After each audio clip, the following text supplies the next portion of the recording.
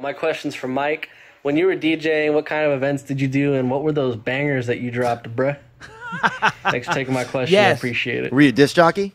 I was, yeah. I was a professional DJ for about 15 years, yeah. Really? Yeah, like a nightclub DJ, yeah. Like, did you also do like weddings and dances? Nah, and stuff? nothing like Come that. on, No, I swear to God, no. So I was obsessed with martial arts, and then I was walking home from one of the.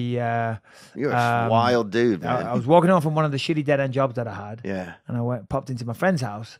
And he had a set of turntables and records and stuff, and we were into dance music, and I just thought that was the coolest shit I've ever seen in my life. And like, what kind of music was it? It was, like, you know, house music, yeah, house music, techno, stuff like that. And we were all heavy into it up there, you know. And yeah, I bought a set of decks, and I'm kind of all or nothing. I'm very obsessive. I'm doing something, I just submerge myself into that, and that's what I did. And I gave up martial arts, and I wanted to be a DJ. Yeah. And you know, I was doing all right, you know. DJ Mikey B, that was my name. But no. Now, what were some like? Now, would you play a couple of tracks to kind of get people to like, you know? I don't know, but if you saw a little bit of love going on in the distance, would you drop on a certain track? No, you know? The places where I DJ, bro, they were hardcore like rave spots. You know what I mean? So did you have mosh pitting and stuff? Did you ever see that? Not mosh pits, just people dancing their fucking asses off. You know what I mean? But so I was doing that for a long time, and then I kind of came to the realization that I'm not going to make it big time. I'm not going to be one of these guys getting 20, 30,000 for a set. You know what I mean? Yeah. I was just about making enough money to live, but it was fun. Fortunately, when I decided I wanted to be a fighter, I was able to train all week and DJ at the weekend, and just scrape by enough money to be able to pay the bills and not get the house repossessed and all that type of stuff. Yeah. Until fighting started making money. You know what I mean?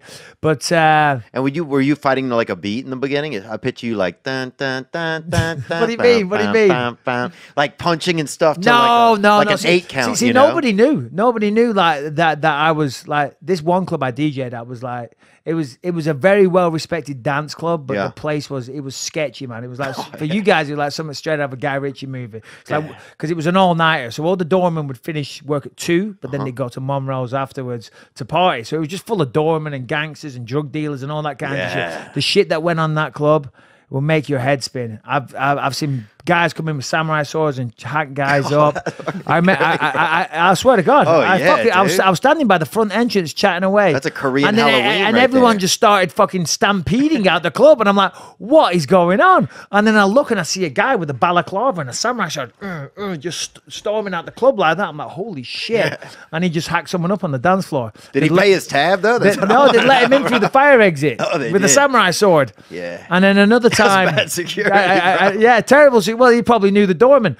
But another time, because I used to do 2 sets, I'd do like a set from like 2 till 3, and then another set from like 6 till 7 a.m. So I'd have a few hours in between, and we just hang out, do whatever. And I went back to do my second set. Yeah. And my records had been stolen. And back then, I was like, they were my pride and joy, right? Yeah, because a lot of the music was hard to get, you know, very rare and whatever. And they were my babies, my records, man. They've been fucking stolen. But as I say, I used to keep myself to myself. And people didn't know that I was a fighter or whatever. Do you know what I mean? They probably thought, fuck it. Take Mikey B's records. Fuck him, he's a pussy. So they took my records, and I was fuming. So I went outside onto the car park, and I was going up to every car. I'm like, yo, open your trunk. Open your boot. That's what we call it in England. Open your boot. I want to check. And what for? I said, my records have been stolen. Open your fucking boot. They'd open it up. I'd say, okay, right, not there. Sorry, pal. I had to check. Next car. Damn, good so for I you, went man. through a few. I went through a few cars. I get to this one car. I said, and guy's sitting there smoking a joint. Oh, he's guilty. I'm like, he's guilty. He's I said, yo, guilty. Open the door. Sorry, open the boot. He's like, can't do that. I said, dude, listen, my fucking records have been stolen. All right, I just want to check your boot. Open the boot. He's like, I can't do that. Wow. I said, well, now you've got to fucking do it. He goes, all right, relax. He said, I'll open my boot. He said, but when you see what's in there, you got to shut the fuck up. I know what it was. I said, all right. Was it a tiger? I said, all right, whatever. Open the fucking boot, you dickhead. Was it a body? He gets up, he opens the boot. There's a fucking guy in there tied up with the gag on. Ankles tied. Was it? I'm like, holy shit.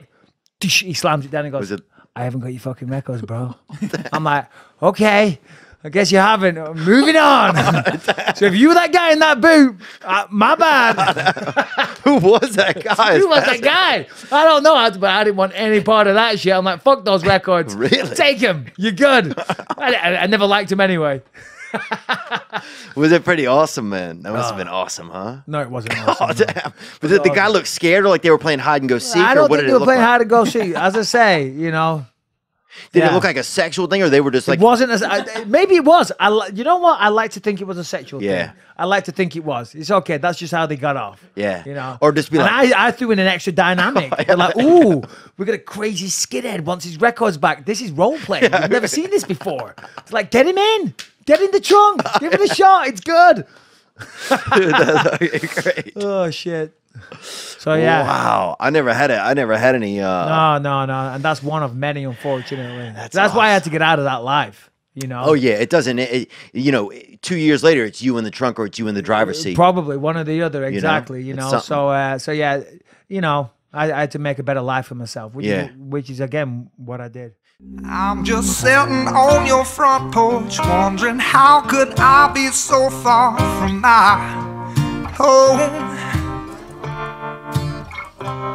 And my mind is somewhere else, but when I find it, I'll patch up where it's been blown.